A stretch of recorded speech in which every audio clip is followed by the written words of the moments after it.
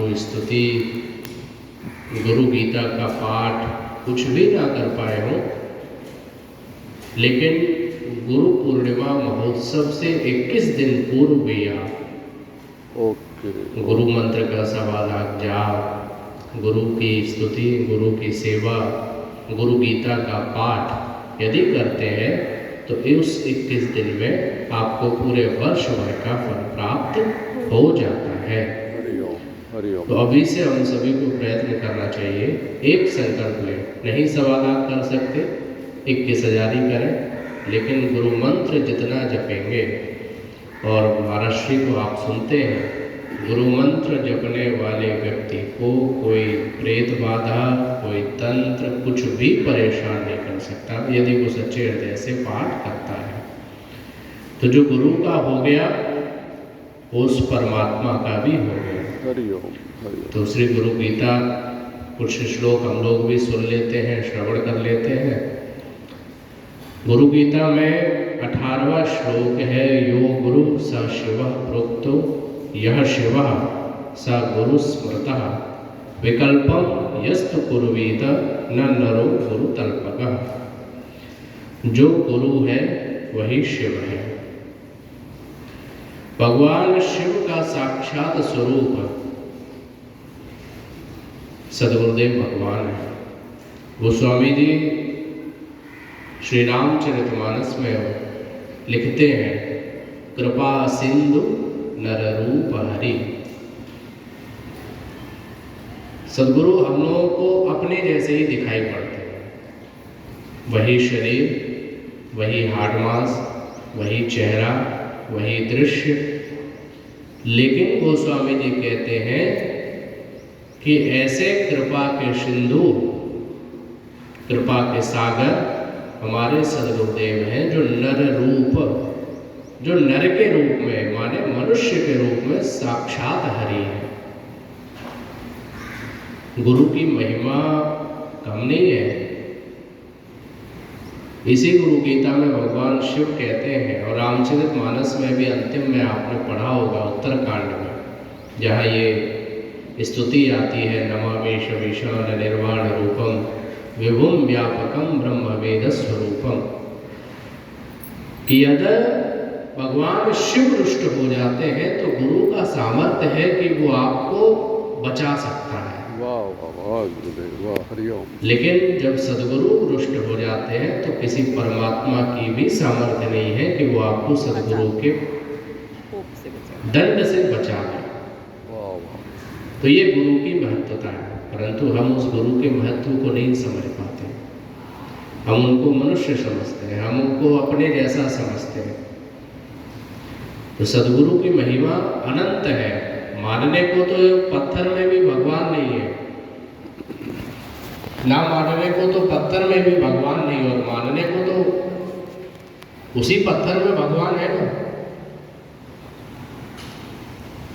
माँ द्रौपदी, माँ मीराबाई, भगवान गोविंद को जब राणा ने वो टोकरी भेजी, उसके अंदर सर्प था, और ये बोलकर के भेजा कि इसमें कुछ प्रसाद है, तुम पा लेना। तो भगवान कृष्ण का ही मनन चिंतन करते हुए मीराबाई ने जैसे ही टोकरी खोली तो सर्प की जगह ठाकुर जी विराजमान थे। वाह, हरिओम। तो ये भाव होता है। मानने को तो हम वो शालिग्राम होते हैं, वो पत्थर ही है ना, इतनी बड़ी बड़ी मूर्तियां वो सब पत्थर की और हमारी आपकी ही बनाई हुई। लेकिन जब उनमें मंत्रों की शक्ति होती है, जब दर्शन करने वाले भक्तों के नेत्रों से भगवान के दर्शन होते हैं, तब उस मूर्ति में शक्ति जागृत हो जाती है। हर कण में, हर क्षण में भगवान है। हर देश में तू, हर वेश में तू, वाह वाह, तेरे नाम अनेक तू एक ही है। हर देश में तू, हर देश में तू, हर क्षण में, हर कण में, आपके चलने में, आपके बैठने में, आपके गाने में, आपके खाने में, में हर पल परमात्मा आपके अंदर है, आपके साथ है। तो यो गुरु सह शिवा, जो आपके सदगुरु हैं, जिनसे आपने दीक्षा ली है, जिनको आपने आत्मसात किया है, जिनको आपने अपनाया है, जिनका आपने वरण किया है, वही भगवान शिव का स्वरूप है मानने को। और यदि नहीं मानते तो हम जैसे मनुष्य है। यह शिव सह गुरु स्मृतः, और जो शिव और गुरु में अंतर मानता है। गुरु गीता में भगवान शिव माँ पार्वती को एक गुरु गीता सुनाते हैं, तो कहते हैं यह शिव सह गुरु स्मृतः, जो शिव और गुरु में अंतर मानता है। विकल्पम यस्तु कुर्वीत स नरो गुरु तल्पकः, वह गुरु पत्नी गमन करने वाले के समान माना जाता है। इसलिए भगवान शिव और सदगुरु को कभी भी अलग नहीं मानना चाहिए। हमारे गुरु ही भगवान शिव है। और हम लोग सुनते हैं, पढ़ते हैं, बोलते हैं गुरु ब्रह्मा गुरु विष्णु गुरु देवो महेश्वर, तो इसको मानिए, इसको आत्मसात करिए। मंगलाचरण में श्री रामचरितमानस के जब गोस्वामी जी लिखते हैं, भवानी शंकरो वंदे श्रद्धा विश्वास रूपणो याभ्याम बिना न पश्यन्ति सिद्धा स्वांता समीशरा। उसके बाद तीसरा मंगलाचरण, पहला माँ सरस्वती माँ गणेश का, दूसरा भगवान शिव का, और तीसरा ही मंगलाचरण सदगुरु का करते हैं। वंदे बोधमयम नित्यम गुरु शंकर रूपेणम। वंदे बोधमयम, जो बोध कराने वाले, उनको मैं वंदन करता हूँ। नित्यम, अहर्निश वंदन करता हूँ। गुरु शंकर रूपेणम, जो सदगुरु शंकर के स्वरूप है। वरना गोस्वामी जी भी लिख सकते थे ना, अगर गुरु शंकर के स्वरूप नहीं होते तो गोस्वामी कुछ और भी लिख सकते थे। याभ्याम वंदे बोधमयम नित्यम गुरु शंकर रूपिणम यमाश्रितो ही वक्रोपी, जिसके आश्रित होने पर टेढ़ा आदमी भी सीधा हो जाता है, ऐसे सदगुरु को नमस्कार। जय गुरुदेव, जय गुरुदेव। मतलब जो कुमार्ग पर चलता है, जो गलत आचरण करता है, जो गलत संगत करता है, जो गलत बात करता है, वो व्यक्ति सदगुरु की शरण लेने के बाद सात्विकता को अपना लेता है, माने अच्छे मार्ग पर चलने लगता है। कैसे? जैसे भगवान शिव के मस्तक पर टेढ़ा चंद्रमा भी पूजा जाता है, वैसे ही सदगुरु की शरण में आने के बाद कितना भी उपद्रवी आदमी हो, वो सीधा हो ही जाता है। तो ये सदगुरु की महिमा है। फिर कहते हैं जपस्तपो व्रतम तीर्थम यज्ञो दानम तथैव च गुरु तत्वम अविज्ञाय सर्वम व्यर्थम भवेत् प्रिय। भगवान शिव माता पार्वती से कहते हैं कि बिना सदगुरु के, यदि आपने गुरु का वर्ण नहीं किया है, तो जप तपो, आप जो जप करते हैं उस जप का कोई भी महत्व नहीं है, उस जप का कोई भी फल आपको प्राप्त नहीं होगा।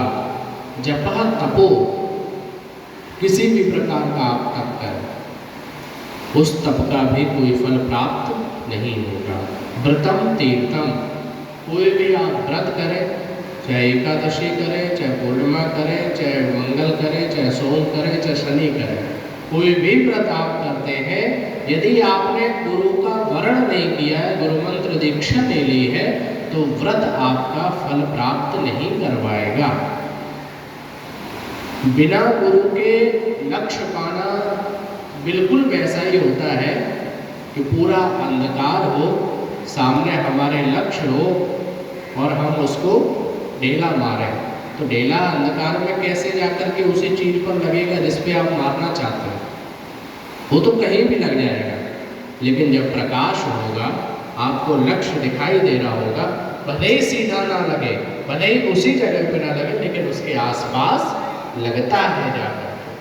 तो हमारे गुरु हमारे अंतःकरण में जो अंधकार, पाप रूपी अंधकार है, उसको अपने तेज से मिटाते हैं और हमको इस भवसागर से नैया पार कराते हैं।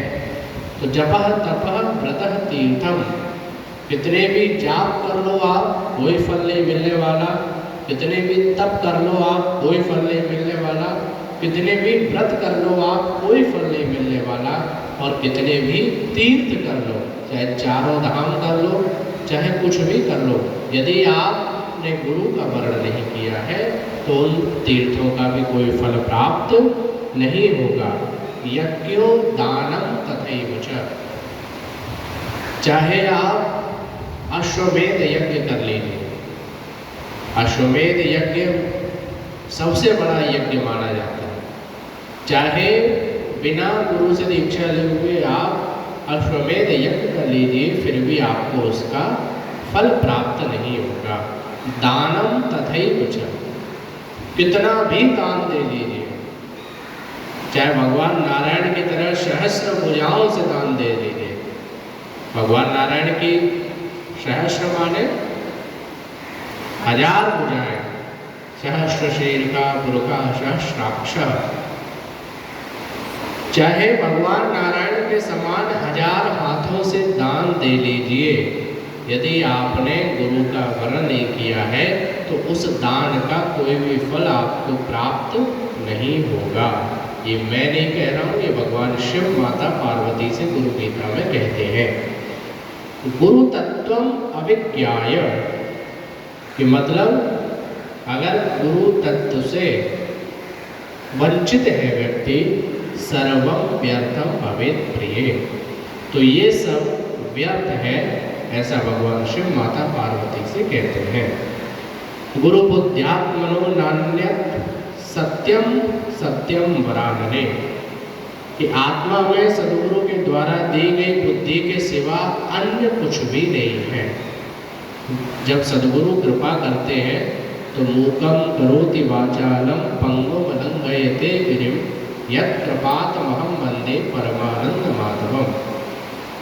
जब गुरु की कृपा होती है तो मूकम करोति वाचालम, गूंगा आदमी भी बोलने लगता है। गुरु यानी परमात्मा की जब कृपा होती है, गुरु की जब कृपा होती है तो मूकम करोति वाचालम, वही गोस्वामी जी लिखते हैं, मूक होई वाचाल पंगु चढ़ई गिरिवर गहन पंगु लंघई ते गिरे। जब गुरु की कृपा होती है तो गूंगा भी बोलने लगता है, और जब गुरु की कृपा होती है तो लंगड़ा आदमी, अपंग आदमी भी पहाड़ चढ़ने की शक्ति रखता है। तो हमारे सद्गुरु की कृपा जितनी अनमोल होगी उतना ही हमको फल प्राप्त होगा। और वो कृपा कब मिलेगी? वो कृपा तब मिलेगी जब आपके अंदर वो सामर्थ्य होगी कृपा ग्रहण करने की। आप भागवत जी में सुने होंगे, भगवान अपना विराट स्वरूप तभी दिखाते हैं जब उसको देखने की क्षमता किसी भक्त के अंदर होगी, क्योंकि विराट स्वरूप देखने के लिए विराट नेत्रों की आवश्यकता है। तो वैसे ही सद्गुरु की कृपा आपको तभी महसूस होगी जब आप उसके लायक होंगे। लायक कैसे बनते हैं? तो उसके लिए आवश्यकता है श्रद्धा, अपार श्रद्धा होनी चाहिए। श्रद्धावान लभते ज्ञानम तत्परः संयतेन्द्रियः, श्रीमद् भगवद गीता का श्लोक। श्रद्धावान लभते ज्ञानम, जो व्यक्ति श्रद्धा से पूर्ण होता है उसी को सद्गुरु से ज्ञान प्राप्त होता है। अभी आप कोई कटोरा लीजिए, उसमें वस्तु पहले से ही रखी हो और आप दुकानदार के पास जाओ कि इसमें ये चीज़ डाल दो, क्या डालेगा वो? नहीं डालेगा। तो जब अपने अज्ञानता से भरा हुआ जो आपका पात्र है जिस अहंकार से भरा हुआ पात्र है कि हमको तो सब कुछ आता है, हमको गुरु की आवश्यकता नहीं है। हमको क्या आवश्यकता, गुरु जी को होगी आवश्यकता तो हमको बताएंगे ना, हमको क्या आवश्यकता। तो ऐसे व्यक्ति को कभी भी कुछ भी प्राप्त नहीं होता है। अपना पात्र खाली करके जाओ, अपने क्रोध का पात्र, अपने काम का पात्र, अपने अहंकार का पात्र, अपने मद मत्सर का पात्र बिल्कुल खाली करके गुरु के शरण में बैठो, तब वो कृपा आपके उस पात्र में भरेंगे। हृदय माध्यम सुलभम सुदुर्लभम, श्रीमद् भागवत का श्लोक, प्लवम सुकल्पम गुरुकर्ण धारम। जब आप अपने सद्गुरु को अपने जीवन रूपी नाव को केवट रूपी सद्गुरु के हाथ में सौंप दोगे तो आप निश्चिंत होकर के रह पाओगे। तेरे हवाले मेरी गाड़ी, तू जाने तेरा काम जाने।